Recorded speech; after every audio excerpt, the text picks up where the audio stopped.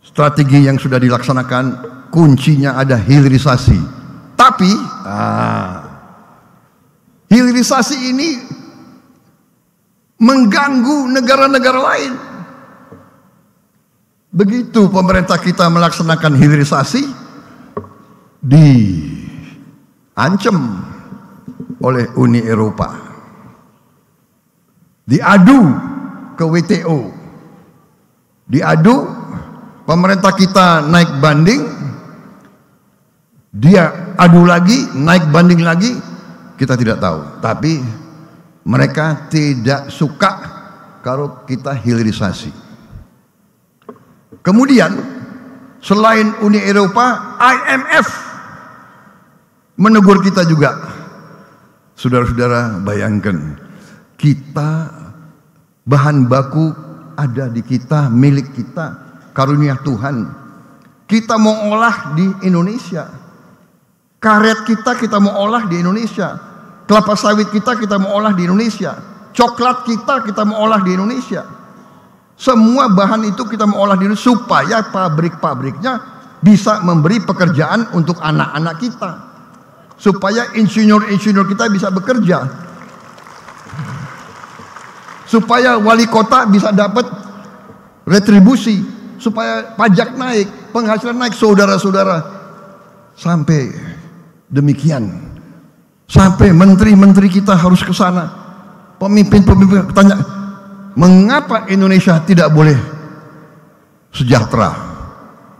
Mengapa Indonesia harus jual murah bahan-bahan yang kita miliki? Saudara-saudara, karena itu kita harus kuat, kita harus waspada, dan semuanya kuncinya adalah persatuan dan kerukunan.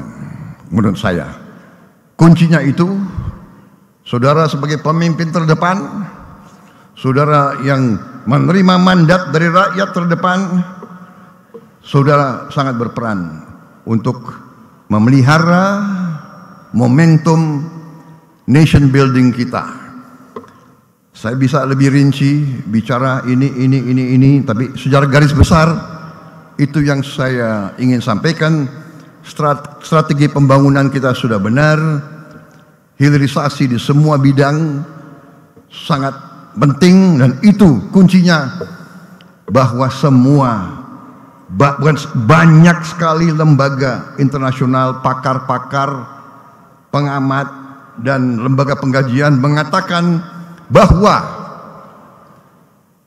kita yang sekarang sudah ekonomi ke-16 dan waktu dekat akan menjadi ekonomi ke-10, dan insya Allah 2045 di zaman tadi generasi Z muncul, kita sangat besar kemungkinan bisa menjadi negara ekonomi ke-5 di dunia atau ke-4. Tapi kembali ada syaratnya. Syaratnya adalah, bisakah pemimpin-pemimpin Indonesia kerjasama? That is the question. Saya pernah baca kajian-kajian mereka. Can the elite of Indonesia work together? Kalau kita bisa kerjasama, insya Allah kita akan sangat berhasil, dan kita akan jadi negara maju. Kita tidak mau jadi negara rakyat kita hanya nerima UMR. Kita mau dan kita mampu menjadi negara berpenghasilan memadai. Saya kira itu, saudara-saudara.